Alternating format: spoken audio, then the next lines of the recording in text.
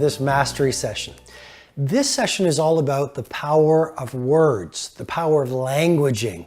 There's really two distinctions. One is what I call victim speak.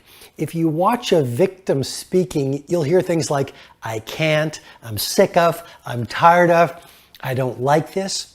And then if you hear a leader speak, I call it leadership vocabulary, it's much more the language of possibility, much more the language of inspiration, much more the language of energy, much more the language of what can be made to happen.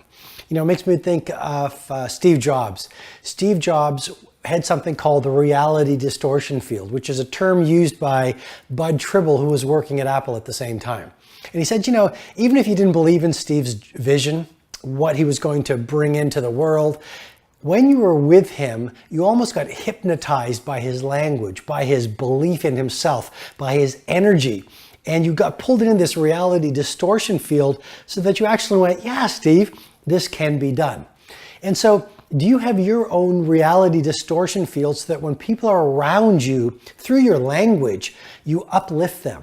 Because bottom line, words can uplift or words can destroy.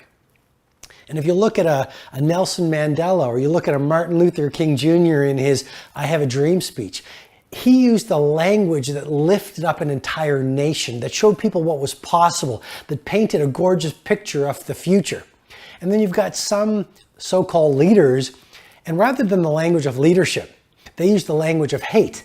And the words they used didn't lift people up, but they destroyed entire nations. And so I invite you, as you make your leap from where you currently are to where you always wanted to be, to get your words right. I'm an absolute fanatic about the words I use, because I understand the words I use so influence the people around me. I so understand the words I use affect my energy. Call a problem and it becomes a problem. Call a problem an opportunity and it totally reframes your psychology and your emotional architecture about how you reply to it. Some examples. The other day, one of my much valued teammates was looking at, I believe, a blog post or something I had written. And he was going through it to making sure it all flowed.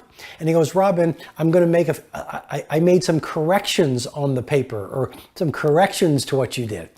And I gently, because I'm a fanatic about language, I understand the power of words, I said, how about rather than calling them corrections, we call them optimizations or iterations? And he went, love it. There was the other day, we're in my hometown, we're in the autumn season. And I was talking to someone else and sharing, I love autumn. And he said fall. Now, you might say, Robin, this is a bit extreme, but I don't call autumn fall. I call autumn autumn. Oh, I love the crispness in the air. I love the colors. I love walking in the forest in autumn. Why? Because fall, the power of that word fall means fall. Fall has a negative, emotional, subconscious feeling to it.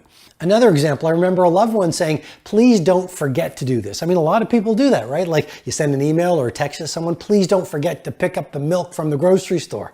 But think about that. Please don't forget, psychologically, is brain tattooing your habit of forgetfulness.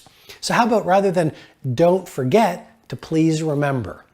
So you really want to be meticulous with your words. You really want to remember that the words you use every single day either create a mindset and an energy level of being a victim, or a mindset and an internal psychology of being a world-class leader. You want to nail your words. You want to use the language of possibility. A problem's not a problem is an opportunity. It's not the language of can't, it's the language of I can. It's not the language of I hate doing this, it's the language of what's the opportunity here.